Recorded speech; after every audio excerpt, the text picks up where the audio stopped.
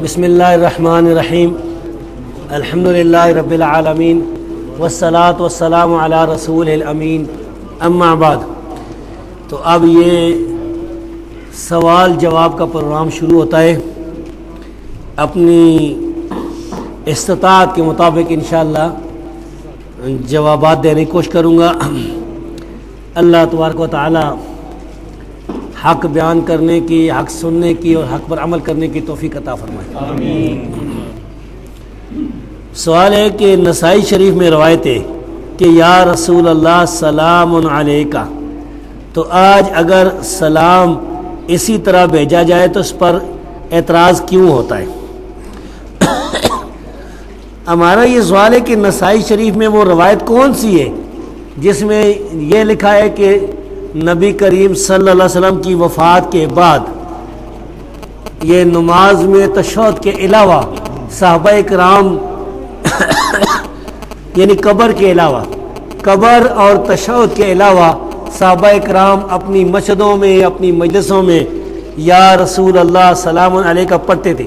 اگر ایسی کوئی صحیح روایت سنن نسائی میں موجود ہے تو ہمیں بتائی جائے، ہم بھی عمل شروع کریں، کیونکہ ہم تو اہل حدیث ہیں، اہل سنت ہیں۔ اہل سنت اہل حدیث ایک ہی چیز کے دو نام ہیں، کیونکہ سنت حدیث ایک ہی چیز ہوتی ہے۔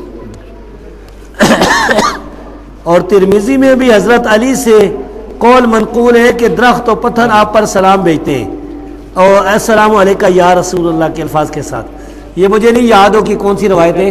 وہ جب نبی صلی اللہ علیہ وسلم سے گزرتے تھے وہ غائب میں نہیں ہے۔ نبی کریم صلی اللہ علیہ وسلم کی وہ حدیث تو مجھے بھی یاد ہے کہ آپ فرماتے ہیں مکہ میں وہ پتھر میں پہچانتا ہوں جہاں سے میں گزرتا تھا تو مجھے سلام کہتا تھا۔ تو نبی کریم صلی اللہ علیہ وسلم جہاں سے گزرتے تھے تو وہ سلام کہتے تھے، جو ٹھیک ہے۔ اب نبی کریم صلی اللہ علیہ وسلم یہاں موجود نہیں، دنیا میں موجود نہیں ہے، دنیا سے چلے گئے۔ قبر پر چونکہ سلام جو ہے وہ صحابہ کرام سے ثابت ہے، عبداللہ بن عمر رضی اللہ تعالیٰ عنہ سے، اور ویسے بھی قبرستان پر عام سلام کی بھی حدیث صحیح موجود ہے، تو اس لحاظ سے قبر پر کوئی جائے تو وہ تو ٹھیک ہے، کہہ سکتا ہے۔ اس کے علاوہ کوئی دلیل میرے علم میں نہیں ہے۔ نبی کریم صلی اللہ علیہ وسلم کو پتھر اگر سلام کہتا تھا تو وہ آپ سامنے سے گزرتے تو کہتا تھا۔ بالکل ٹھیک۔ تو یہ بات جو ہے نا، اس لیے ان لوگوں کا استدلال غلط ہے، اس کو رد رکھ دینا۔ تو یہ ہے کہ قبرستان پر السلام علی اہل الدیار من المؤمنین یہ بھی ثابت ہے، السلام علیکم اہل الدیار من المؤمنین یہ بھی ثابت ہے قبرستان پر، جس طرح کہ صحیح مسلم کی حدیث سے۔ اور نبی کریم صلی اللہ علیہ وسلم کی قبر پر، نبی کریم صلی اللہ علیہ وسلم کی قبر پر اگر آپ خوش قسمت پہنچ جائے، آپ کے لیے سعودی حکومت وہ دروازہ کھول دے حجرہ مبارکہ کا، اندر آپ قبر پر چلے جائیں تو ضرور کہیں السلام علیکم یا رسول اللہ، یہ ثابت ہے۔ یہ آگے جی سوال، حالت سفر میں کتنی مدت تک قصر پڑھ سکتے ہیں؟ ہم ایک ہفتہ کے بعد گھر جاتے ہیں، واپسی پر قصر پڑھیں گے یا پوری نماز پڑھیں گے؟ 2-3 سوال ہیں۔ حالت سفر میں راجح قول کے مطابق اگر آپ 20 دن قیام کرتے ہیں تو آپ پوری نماز پڑھیں گے۔ اگر آپ 18 دن، 17 دن، 16 دن قیام کرتے ہیں تو پھر آپ قصر کریں گے۔ بعض علماء ہمارے کہتے ہیں کہ 3 دن اگر پورے قیام کریں گے تو قصر پوری پڑھیں گے۔ یہ قول راجح نہیں ہے، مرجوح ہے۔ صحیح قول وہی ہے جو صحیح بخاری میں عبداللہ بن عباس رضی اللہ تعالیٰ عنہ کی روایت ہے۔ تو اس لحاظ سے آپ ایک ہفتہ اگر کسی جگہ رہتے ہیں، لیکن وہ آپ کا دفتر نہیں ہے، دفتر میں اگر کام کرتے ہیں تو پوری نماز پڑھیں۔ اگر آپ کسی جگہ مسافر کے ساتھ رہتے ہیں تو پھر آپ قصر کریں گے اور گھر جا کے پوری پڑھیں گے۔ میرا خیال ادھر رکھیے۔ اسلام میں تعویذ کی شرعی حیثیت کیا ہے؟ تعویذ سے مراد میرے خیال اس آدمی کی یہ ہوگی، سوال کرنے والے کی، جو لکھ کر لٹکاتے ہیں، ورنہ تو اعوذ باللہ پڑھنا بھی عربی میں تعویذ ہی ہے، اعوذ باللہ من الشیطان الرجیم، تو اس کی تو بڑی حیثیت ہے شرعی اسلام میں، قرآن پڑھتے اس کو پڑھنا ہے۔ لیکن یہ جو گلے میں لٹکانا، بازو کے ساتھ، ٹانگ کے ساتھ باندھنا یا دیوار کے ساتھ یا کچھ، یہ جو تعویذ ہے بھائی، اس کا کوئی ثبوت نبی صلی اللہ علیہ وسلم سے بھی نہیں ہے، صحابہ سے بھی نہیں، صحابہ کرام سے بھی نہیں۔ عائشہ صدیقہ رضی اللہ تعالیٰ عنہ سے ایک روایت آتی ہے تمیمہ والی، تمیمہ وہ منکوں کے کہتے ہیں، دوسری چیز ہوتی ہے، تو یہ بارے سے بچنا چاہیے۔ اس بارے میں راجح بات یہی ہے کہ چونکہ اس کا ثبوت نہیں ہے تو یہ کام نہیں کرنا چاہیے۔ اور دوسری بات یہ کہ یہ سد ذریعہ کے طور پر بھی یہ کام نہیں کرنا چاہیے، کیونکہ مشرکین ایسے تعویذ لکھتے ہیں جن پر 12 اماموں کے نام، یا علی مدد، یا کیا 12 پنجے اور گنتی 1/2/3 اس قسم کی باتیں، اور کفار کے شداد، آمان، فرعون وغیرہ کے نام بھی لکھے ہوتے ہیں، وہ سارے شرکیات ہوتے ہیں. تو یہ سد ذریعہ کے طور پر بھی جائز نہیں. کیا قرآنی تعویذ جائز ہے؟ بھائی قرآنی تعویذ کا ثبوت ہو نبی صلی اللہ علیہ وسلم سے، صحابہ سے نہیں ہے، باقی تابعین تبع تابعین سے ہے، سلف میں اختلاف ہے. ہم اس کو شرک کفر نہیں کہتے، یہ شرک یا کفر یا فتویٰ نہیں لگاتے. ہم یہ کہتے ہیں کہ قرآنی تعویذ بچنا چاہیے، اگرچہ کوئی اس کو سوال کر لیتا اس پر فتویٰ کوئی نہیں لگے گا.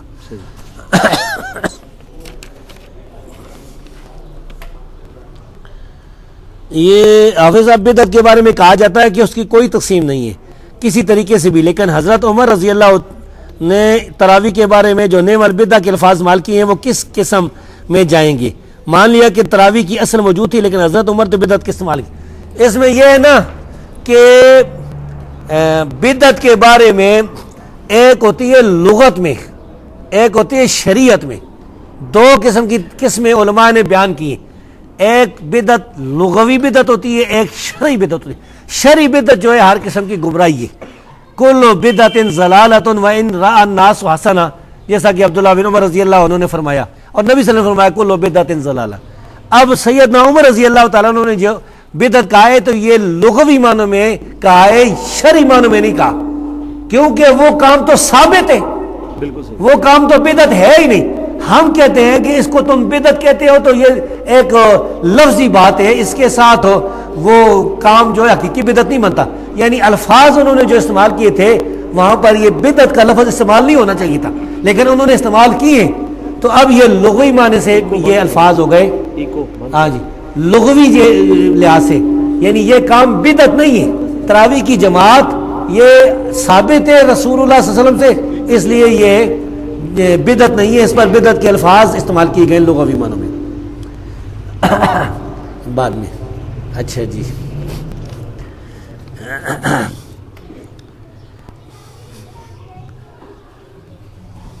چلو بعد میں شاید مجھے یاد ہی نہ رہے. اچھا، یہ سوال آیا کہ قرآن چومنا کیسا ہے؟ قرآن چومنے کے بارے میں ایک روایت سنن دارمی میں آئی ہے جس میں یہ الفاظ ہیں کہ اکرمہ جو ہے وہ قرآن کریم کو لیتے تھے اور اپنے چہرے پر رکھتے تھے اور فرماتے تھے ہاذا کلام ربی، ہاذا کلام ربی. تو یہ اس روایت کے سارے راوی ثقہ ہیں، سارے راوی، لیکن اس میں مسئلہ یہ حل نہیں ہوا نا کہ اس میں وہ متصل نہیں ہے، یعنی راوی کی ملاقات اکرمہ سے نہیں. اکرمہ تو پہلے شہید ہو گئے تھے، ابو جہل کے بیٹے. اکرمہ جو ہے وہ غالباً قریبی کسی دور میں ابو بکر صدیق کے دور میں غالباً شہید ہو گئے تھے. تو اس ابن ابی ملیکہ جو ثقہ تابعی تھے، یہ مرسل روایت ہے، یہ کبار یعنی مراسیل میں سے. دوسری بات یہ کہ قرآن کریم کی آیت ہے، اللہ فرماتا ہے وَمَن يُعَظِّمْ شَعَائِرَ اللَّهِ فَإِنَّهَا مِن تَقْوَى الْقُلُوبِ. جو اللہ کے شاعر کا عزت کرتا ہے، تعظیم کرتا ہے، یہ تقوی والی بات ہے. تو ہم اس آیت کی روح سے یہ فتویٰ دیتے ہیں کہ قرآن چومنا جائز ہے، بدعت نہیں ہے، کیونکہ اس کی دلیل قرآن کریم کی آیت سے یہ مل رہی ہے، کیونکہ یہ رب کا کلام ہے اور اس کی عزت کی جا رہی ہے. اکرمہ سنن دارمی میں آنکھوں پر لگاتے ہیں.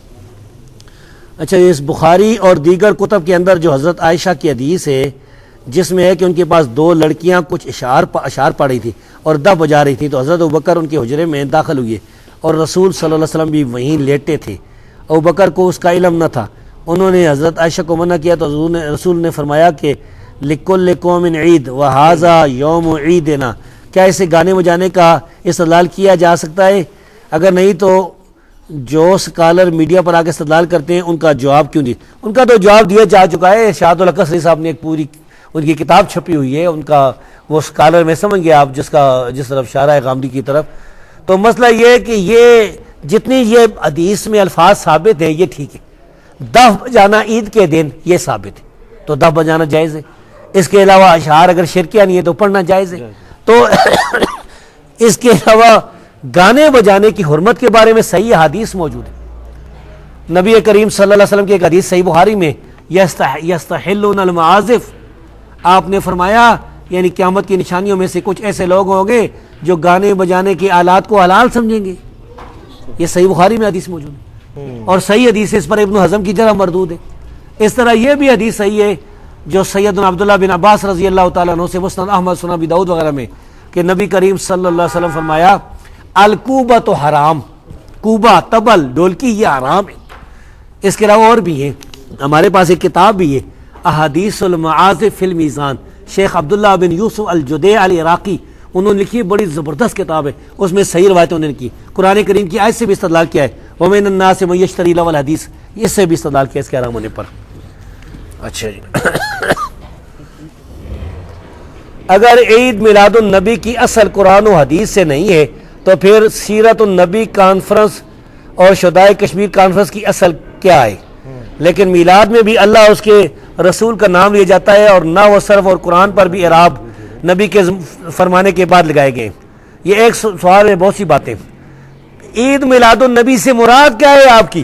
اگر آپ کی مراد یہ ہے کہ لوگوں کو اکٹھا کر کے 12 ربیع الاول کو یا آگے پیچھے ایک تقریر کی جائے، نبی صلی اللہ علیہ وسلم کی فضائل بیان کی جائیں، صحیح حدیثیں بیان کی جائیں، لوگ سنیں، یہ تو صحیح ہے، اس کو کون ناجائز قرار دیتا ہے؟ کوئی نہیں کہتا۔ یہ کوئی بھی اس کو ناجائز نہیں قرار دیتا۔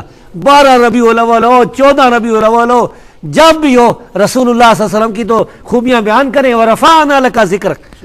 اب ہمارا یہ اختلاف ہے، عید میلاد النبی سے اگر مراد آپ یہ لیتے ہیں کہ بہت سے لڑکے اور جھنڈے لیے ہوئے اور عجیب عجیب کپڑے پہنے ہوئے اور ہاتھ میں لکڑی کی تلواریں بھی، ایک دفعہ میں جا رہا تھا تو وہ 2 تلواریں لے کے آ رہے تھے، میں نے کہا کہ اللہ خیر کرے، یہ تلواریں اصلی ہے لکڑی کی؟ قریب جا کر دیکھا تو لکڑی کے رنگ لگے ہوئے پر۔ تو یہ چیزیں جو ہیں اس طرح کے جلوس نکالنے یہ صحیح نہیں، یہ بدعت ہے، یہ شیعوں سے لیے گئے ہیں، فاطمیوں سے لیے گئے ہیں۔ ہم یہ کہتے ہیں کہ اگر کوئی آدمی اس طرح کی جلوس نکلتا ہے شہدائے کشمیر کے لیے یا کوئی اور تو جائز نہیں ہے۔ میرے علم میں ویسے نہیں ہے کہ کسی اہل حدیث نے، چاہے کوئی بھی ہو، اس نے اس طرح کے جلوس نکالے ہوں کہ وہ لوگ جو ہیں وہ ہاتھ میں تلواریں بھی لی ہوئی ہیں، جھنڈیاں بھی لی ہوئی ہیں اور بالکل وہ گانے بھی لگے ہوئے ہوتے ہیں اور سب کچھ نہیں۔ بھائی کانفرنس سے مراد اگر آپ کا جلسہ ہے جس میں سیرت کی باتیں بیان ہوتی ہیں، تقریر ہوتی ہے، لوگ کہ وعظ سنتے ہیں مسجد میں یا کسی جگہ، تو یہ جائز ہے، اس کو کوئی منع نہیں کرتا۔ تو ہم کہتے ہیں کہ نبی کریم صلی اللہ علیہ وسلم کے بارے میں آپ بھی اس طرح بیان کریں، نبی کی صحیح حدیثیں بھی لوگوں کو بتائیں، وہ ذرا حدیثیں لوگوں کو بتائیں جن پر لوگ عمل نہیں کرتے، صحیح حدیثیں۔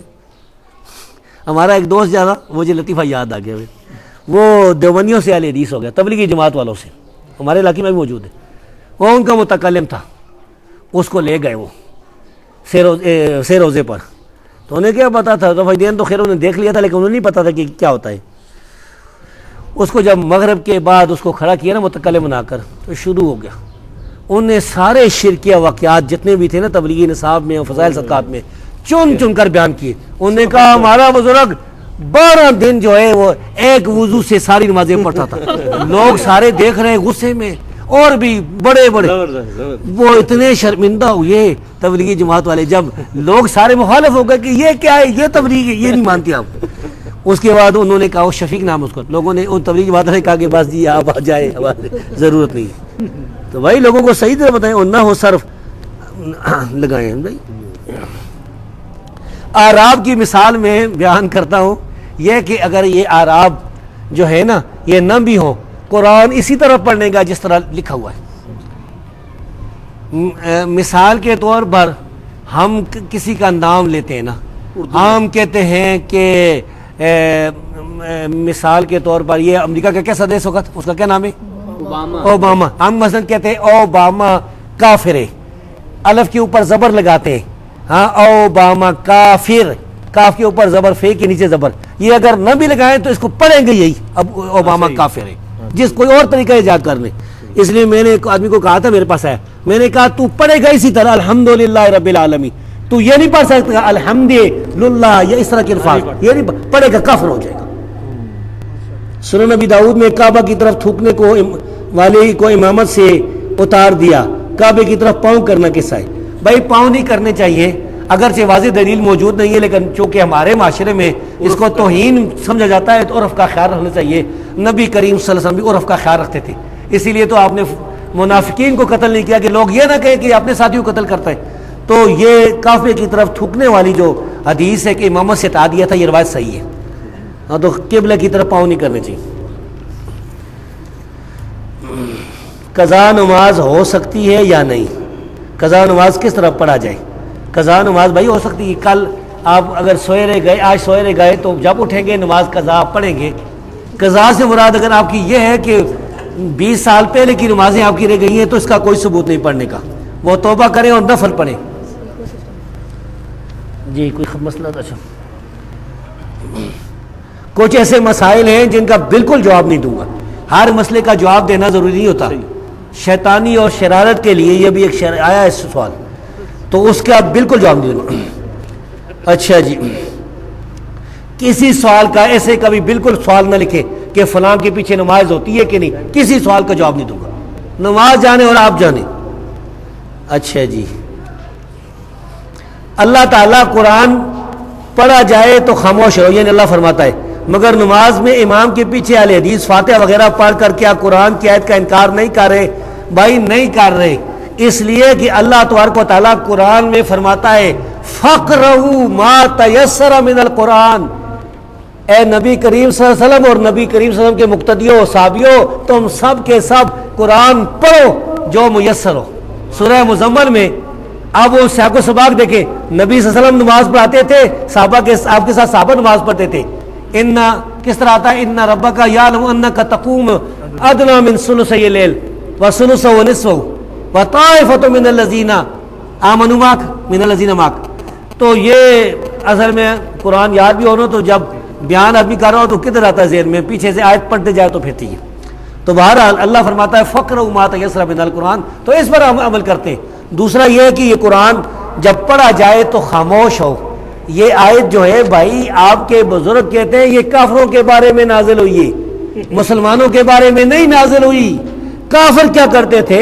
اگر آپ لوگوں کا یہ خیال ہے کہ نبی صلی اللہ علیہ وسلم قرآن پڑھتے تھے تو صحابہ شور مچاتے تھے، نہیں سنتے تھے، یہ خیال غلط ہے، یہ بالکل ثابت نہیں. کافر البتہ شور مچاتے تھے، کیونکہ قرآن میں اللہ نے فرمایا وقال الذین کفروا لا تسمعوا لهذا القرآن. کافر کہتے تھے قرآن نہ سنو. اللہ کیا فرماتا ہے فاستمعوا واذا قرئ القرآن فاستمعوا له، سنو قرآن. کافر کہتے ہیں لا تسمعوا، اللہ کہتا ہے فاستمعوا. اور کافر کیا کہتے ہیں والغوا فیہ، شور مچاؤ. اللہ فرماتا ہے وانصتوا، خاموش ہو جاؤ. کافر کہتے تھے لعلکم تغلبون، اللہ فرماتا ہے لعلکم ترحمون، غالب نہیں تم پر رحم کیا جائے. سبحان اللہ. ایسا کرنا شرعن کیسا ہے کہ لڑکا لڑکی کا نکاح کر دیا جائے اور رخصتی 2-3 سال بعد کی جائے، اور اس دوران کیا وہ لڑکا لڑکی آپس میں کسی قسم کی بات چیت کر سکتے ہیں؟ ہاں، اگر نکاح ہو جائے اور رخصتی لیٹ ہو جائے تو جائز، اس کی ثبوت موجود ہے. سیدنا علی رضی اللہ تعالیٰ عنہ کا نکاح فاطمہ سے پہلے ہوا تھا، رخصتی بعد میں ہوئی احد کے بعد. اور دوسرا یہ کہ وہ اس کی بیوی بن گئی ہے، بات چیت کر سکتے ہیں، لیکن اب تو وہ اس کی بیوی ہے. ہاں، شرعی لحاظ سے اس میں کوئی حرج نہیں. منگیتر سے نہیں کر سکتے. منگیتر کے بھی لوگ اتنے کرتے رہتے ہیں فون، مجھے پتا ہے منگیتر کی تو حیثیت ہی کوئی نہیں شریعت، اسی حیثیت ہی نہیں ہے، اور لوگ ان کو فون کرتے رہتے ہیں، ٹوٹ جاتی ہیں منگنی پھر. اور بھی بتاؤں، یہ فون کا اعتبار نہیں ہے. فون میں بڑے گندے، یہ دنیا میں جو وبا فون کی ہے نا، وہ فون میں مجھے پتہ چلا ہے کہ ایک ہوتا ہے وائس چینجر، اس کے لیے مرد کی آواز عورت کی بن جاتی ہے، تو وہ اس کو کہتا ہے کہ میں شازیہ بول رہی ہوں، 100 روپے کا کارڈ بھیج دو. اس طرح کرتے کرتے اس کو لوٹ لیتے. سارا مشرک اور کلمہ گو مشرک میں کیا فرق ہے؟ اگر نہیں تو جو کرتے ہیں وہ کیوں کرتے ہیں؟ مشرک تو ہندو بھی ہو سکتا ہے، کلمہ گو شرک کرنے والا جو ہے وہ اس میں فرق تو ظاہر نظر آ رہا ہے. اس میں تو کوئی ایسا مسئلہ ہے نہیں. ذبیحہ حلال ہے اس کا، کلمہ گو کا نہیں. یہ دونوں مشرک جو ہے نا، یہ دونوں ہی جرمی ہیں. اب یہ کہ ایک آدمی کلمہ گو ہے، آپ اس کو مشرک سمجھتے ہیں، ہے مشرک نہیں، بدتی ہے، گمراہ ہے، ظالم و ذیل ہے، تو اس کا تو علیحدہ مسئلہ، اس کے بارے میں ہم مضمون لکھ چکے کہ اس کا ذبیحہ حلال ہے. ہاں، یہ عام عوام کو فتویٰ لگانا کہ فلاں لوگ، ہمارے یہاں کئی اہل حدیث بھی فتویٰ لگاتے ہیں نا ایک فرقے پر، وہ جو قبروں کے پاس جاتے ہیں کہ سارا فرقہ ہی مشرک ہے. یہ اس طرح کے فتوے یہ صحیح نہیں ہے. اچھا جی، مالک ایک شخص اگر زخمی حالت میں ہو، دوسری شخص وہاں سے گزر رہا ہو اور نماز کا وقت فوت ہونے کے قریب ہے، اب وہ پہلے نماز پڑھ جائے زخمی کی مدد کرے. اس کا جواب بڑا آسان ہے، اجتہاد کرے خود. وہ میں کون آ گیا اس کے لیے فتویٰ دیتا رہا؟ وہ اجتہاد کرے خود اللہ کے دربار میں، وہ یعنی خود فیصلہ کرے کہ مجھے کیا کرنا چاہیے، خود اجتہاد کرے. جو اجتہاد کرے گا اس کو ثواب ملے گا انشاءاللہ. صحیح یہ کیا کہ ہم اپنی طرف سے شریعت سازی کرتے پھریں. غسل جنابت میں پانی سر پر 3 بار ڈالنا بھول جائے تو کیا غسل ہو جائے گا؟ یعنی پانی اس نے ڈالا ہی نہیں ہے اور خشک ہی باہر آ گیا تو پھر تو نہیں ہوگا. اگر پانی ڈالا ہے سارا جسم بھیگ گیا غسل جنابت کے لیے اس نے تو پھر تو غسل ہو جائے گا. 3 بار ڈالنا نہیں 3 بار ڈالنا ضروری نہیں ہے, 1 بار بھی کافی. جسم کے اعضاء مرنے کے بعد عطیہ کر سکتے, جسم کے اعضاء مرنے کے بعد عطیہ کر سکتے ہیں کسی دوسرے شخص کو؟ نہیں بھائی, اس کا کوئی ثبوت نہیں. میت کی بے حرمتی سے منع کیا گیا شریعت میں. زرداری صاحب نے دے دی ہے. ہاں جی.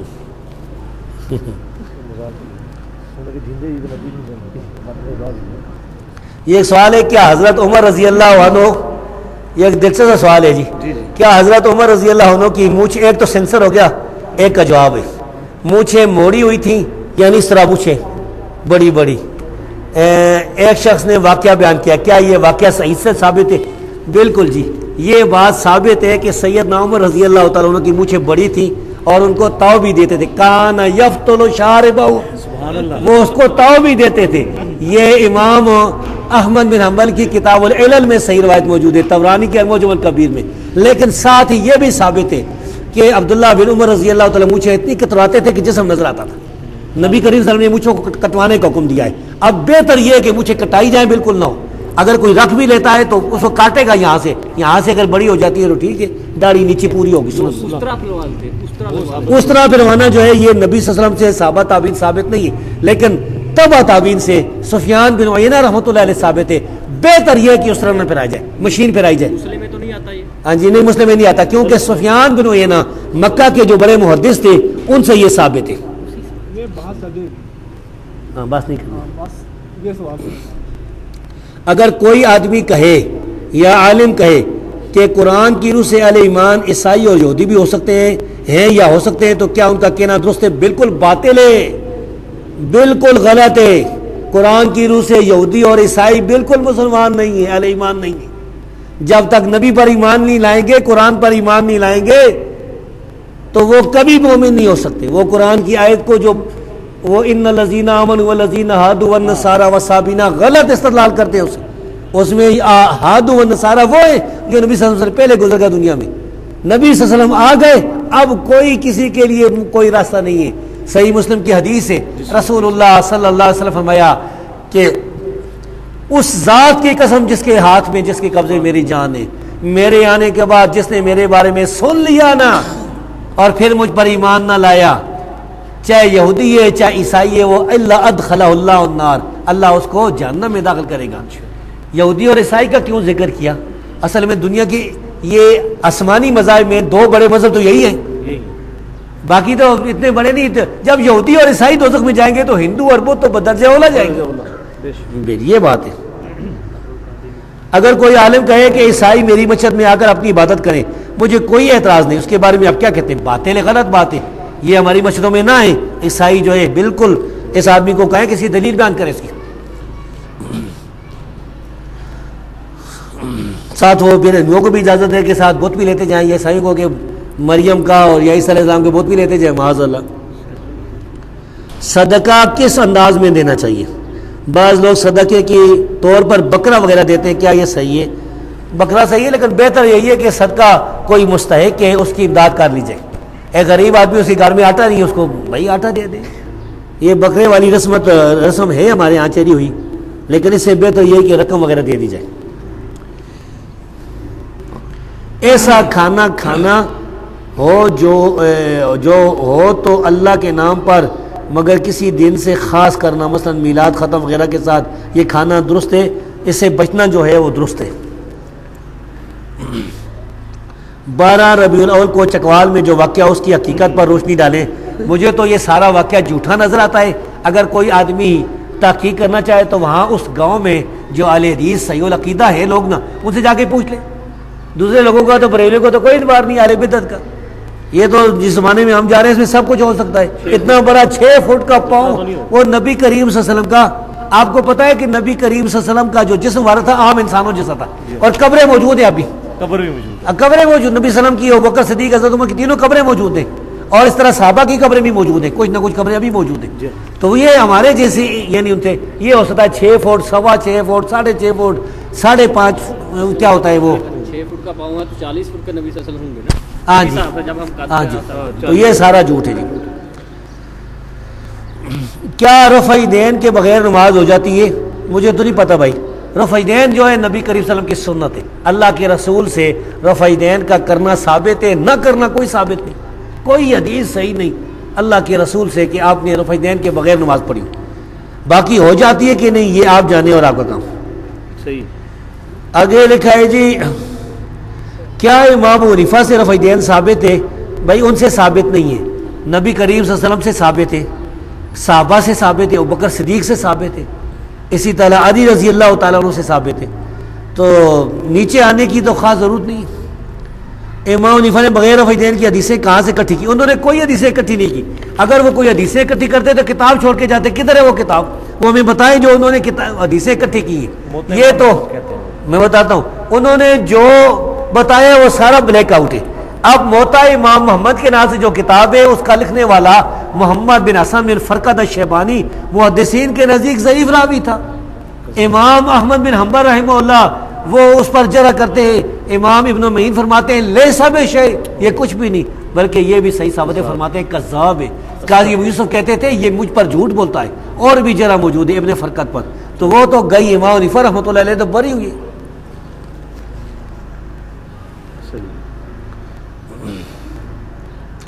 اگر کوئی ادارہ لٹریچر شائع کرتا ہے اور اس میں ضعیف حدیث کیوں نشاندہی ضعیف حدیث اس میں شامل ہو، اس میں ضعیف حدیث ہو نشاندہی پر بھی وہ اسے فروخت کر رہا ہے تو کیا اس کی آمدن جائز ہے؟ کام تو اس کا ناجائز ہے، یہ کام تو اس کا غلط ہے. اب اس کی آمدن کا معاملہ تو اللہ کے ساتھ ہے کہ اللہ کے ہاں اس کا کیا ہوگا، ہے تو مشکوک. کیونکہ ایسی کتابیں جن میں ضعیف روایات ہوں علماء کرام نے ان کی فروخت سے منع کیا ہے، بلکہ کئی جگہ تو جلانے کی بھی حکم دیے گئے تھے. اور میں نے کتاب پڑھی ابھی ان دنوں میں کتب حضر من العلماء، اس میں انہوں نے بہت سے حوالے دیے کہ ایسی کتابیں نہیں جو ہے وہ فروخت کرنی چاہیے. اور ایک بادشاہ گزرے، آپ کو وہ واقعہ بتا دوں، اسی افریقہ والے، ان کا نام تھا جی ابو یوسف یعقوب بن یوسف الظاہری المراکشی من الموحدین رحمہ اللہ. یہ فوت ہوئی ہے 595 ہجری میں، یعنی آج سے کتنے ہو 6 صدی تھی نا، یہ 15ویں صدی ہے. 900 سال ہو چکے. 900 سال پہلے یہ بادشاہ، یہ خلیفہ گزرے. یہ مراکش افریقہ اور یورپ کے کچھ حصے پر اس کی خلافت ہے. اس کے حالات تاریخ ابن خالقان، حافظ ذہبی کی سیر اعلام النبلاء، حافظ ذہبی کی تاریخ الاسلام، اس طرح اس کے دور کے جو مورخین تھے مثلا المغرب، ان سب کتابوں میں یہ موجود حالات. اس نے خلیفہ ہوتے ہی سب سے پہلے یہ کام کیا کہ جہاد کا جھنڈا بلند کیا، حملے شروع کیے کفار کے خلاف، کفار پر. فرانس تک پہنچ گیا تھا یہ. دوسرے اس نے کیا کیا، یہ 5 نمازیں خود پڑھاتا تھا بادشاہ، اور یہ اس بادشاہ کی تحقیق تھی کہ نماز نہ پڑھنے والا کافر ہے، تو پھر جو نماز نہیں پڑھتا تھا اس کی چھٹی کراتا تھا تلوار. اور اس نے اپنے رشتہ داروں پر بھی شرعی حدود کا نفاذ کیا. اور کسی راستے سے جاتا تھا، کوئی عورت کھڑی ہو جاتی تھی، کہتی تھی میں مظلوم ہوں، یا بچہ کھڑا رک جاتا تھا، اس کا حق ادا کراتا تھا. اس کی یہ تو باتیں تھی. اس کا جو بڑا کارنامہ ہے وہ کیا ہے، جب یہ خلیفہ بنا اس دن اس نے قانون جاری کیا کہ میری خلافت میں، میری بادشاہی میں لا یقلدوا احدا، کسی کی تقلید نہیں کریں گے علماء، تقلید ختم، پوری میری بادشاہی میں تقلید نہیں ہوگی. اور اس نے کہا یہ فقہ کی کتابیں ساری جلا دو. یہ فقہ مالکی تھا ادھر، ساری کتابیں جلانے سے پہلے وہ کہتا تھا اس میں سے حدیثیں نکالو، قرآن کی آیتیں جو ہے نا وہ کاٹ کے نا کاغذ سے وہ نکالو، باقی سارے. وہ مورخ کہتا ہے میں دیکھتا تھا کہ وہ باہر جو ہے نا لدے ہوئے آتے تھے وزن جانوروں پر، اور وہ کتابیں جلائی جاتی تھی. سارا اس نے مدونہ جتنی کتابیں تھی سب جلا کے رکھتی. اس نے فقہ مالکی کو ختم کیا اس نے اپنے دور میں. اس نے کہا کہ 4 چیزوں کے مطابق فتوے دو گے، قرآن، حدیث، اجماع اور اجتہاد، بس یہ 4 فتوے۔ بے شک۔ اور اس نے ایک اور کام بھی کیا، تخت ہے نا، تخت سے نیچے بیٹھتا تھا، اوپر اس نے 3 چیزیں رکھی تھی، کہتا تھا یہ قرآن ہے، یہ حدیث ہے اور یہ تلوار ہے، بس، اور تیسری چوتھی چیز کوئی نہیں ہے، قرآن حدیث مانو یا تلوار۔ یہ کہتے ہیں اہل حدیث انگریزوں کے دور پہ، تو ہم کہتے ہیں یہ کون تھا؟ وہ یہ تو ہمارا بزرگ تھا، یا اللہ ہمیں اس کے ساتھ اٹھانا۔ آمین آمین۔ سلطان ابو یوسف، کیا نام تھا، ابو یوسف یعقوب بن یوسف التوحیدی رحمہ اللہ، وہ موحدین تھے نا، اصل میں اس کے جو پردادے تھے ان کے اندر کچھ بدعات تھی، وہ ابن تمرت، انہوں نے افریقہ پر قبضہ کر لیا تھا، تو اس نے مادی ہونے کا دعویٰ کیا، اس نے اس مادیت ساری ختم کی، ابن تورمت کا نام نشان ختم کیا۔ اور یہ ہاں ایک اور بات میں بھول گیا، حافظ صاحب نے لکھا ہے کہ اس خلیفہ ہوتے ہی اس نے اہل حدیث کو لے آیا، آؤ اہل حدیث سارے آ جاؤ، ان کو اپنی خلافت میں رکھتا تھا، ان سے دعائیں کراتا تھا، دعا کرو اللہ سے میرے لیے اللہ مجھے فتح دے، اور مرنے سے پہلے وصیت کی کہ مجھے ایک راستے کے قریب جو دفن کرنا تاکہ لوگ میرے لیے استغفار کرتے ہیں۔ کیسا مجاہد انسان ہے۔ تو بھائی یہ کتابیں جو اس کی آمدن مشکوک ہے اور جو کر رہے ہیں بھائی صحیح نہیں ہے، یہ کتابیں خراب جو کتابیں ہیں یہ صرف ایک شرط پر بیچنی جائز ہے کہ اگر کسی مسلمان عالم کو دے کہ بھائی یہ کتاب پڑھ کے ان پر رد کر، تو پھر تو ٹھیک ہے، ورنہ عوام کو یہ جائز نہیں ہے۔